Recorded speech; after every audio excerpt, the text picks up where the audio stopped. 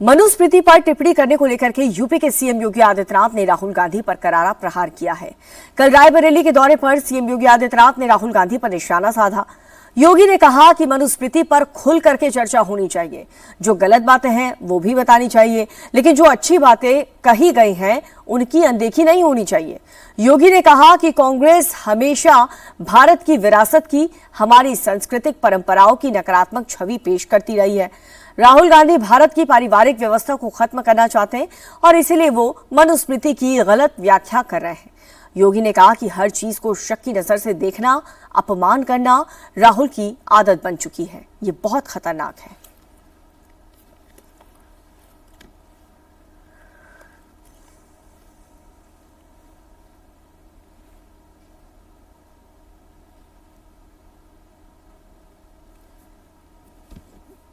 And I'd like to quote over here the Manusmriti, which says clearly, in childhood, a female must be subject to her father. Meaning, the Manusmriti. उन्होंने बयान दिया कि महिलाएं मनुस्मृति के बंधन को तोड़ करके अब बाहर आ जाएं। राहुल जी एक राहुल गांधी के रूप में आपसे देश बहुत अपेक्षा नहीं करता है, कोई अपेक्षा नहीं करता है, लेकिन भारत की संसद में,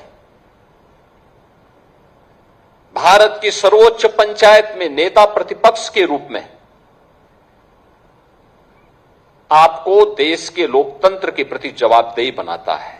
आप मनु पर या राम पर या भारत की विरासत पर टिप्पणी करते हैं। मनु को जानना है तो आप अथर्ववेद पढ़िए, शतपथ ब्राह्मण पढ़िए, मत्स्य पुराण पढ़िए,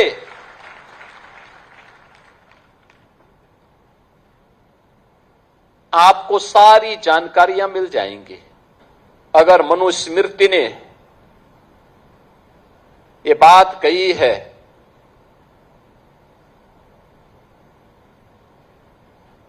आप बताइए सही बात क्या है, और आप भारत के बच्चों को, भारत के नौनिहालों को उस दिशा में क्यों ले जाना चाहते हैं जहां पर किसी माता को या किसी अन्य व्यक्ति को बाद में लज्जित होकर के माफी मांगनी पड़े।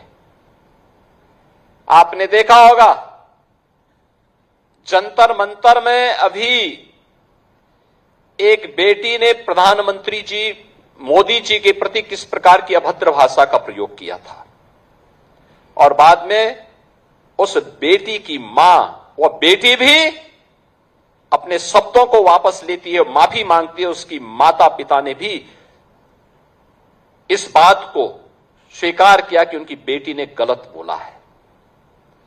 आप क्यों अर्बन नक्सलियों के हाथों भारत की वर्तमान पीढ़ी के भविष्य को खराब करना चाहते हैं? क्यों भारत की विरासत को बर्बाद करना चाहते हैं? क्यों भारत के भविष्य के साथ खिलवाड़ करना चाहते हैं? दुर्भाग्य से भारत की परंपरा को, भारत के मूल्यों को, भारत के आदर्शों को विस्मृत करके, उसको भ्रम में डाल करके कुछ लोगों ने एक ठेका सा ले लिया है भारत के खिलाफ षड्यंत्र करने का। मैं बहुत शक हूं उन चीजों को देख करके।